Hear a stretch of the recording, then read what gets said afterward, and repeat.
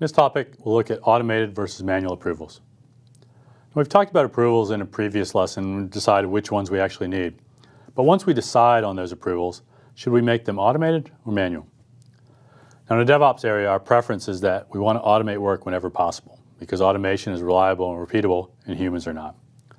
If the system can somehow decide that a release is not risky or that it should be allowed, then we want to let the system do that. We want our release management software to actually make those approvals. But if there are changes that should be stopped for some reason, perhaps just reviews, we want to let the system stop them with good reasons, of course always notifying somebody. We don't want to involve humans when computers are capable of actually handling the work. You have to make those choices in your environment. For example, some DevOps shops, developers are allowed to release changes to stored procedures and views and functions, but not tables. And in that situation, you might want to ensure that every stored procedure has at least one test, perform some sort of code coverage, and you certainly want to ensure that all your tests pass.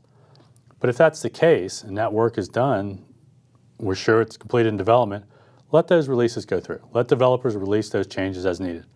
Certainly they'll be responsible to have to fix them if some issue, but when our conditions are met, we want to allow the deployment to go forward with those two automated approvals, that we've covered all the code and that all the tests have passed. I guess we also want to check and make sure that our deployment only contains stored procedures as well. We can certainly script that into our system.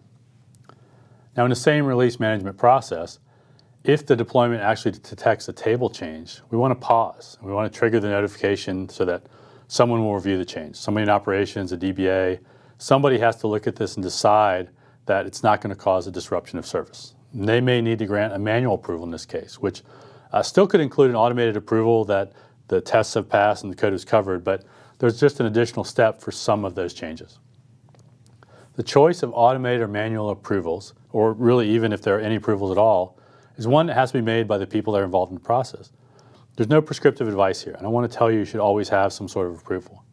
Though at the very least, we typically want some sort of automatic approval if tests have passed. You make that decision in your DevOps process for what works best for your environment.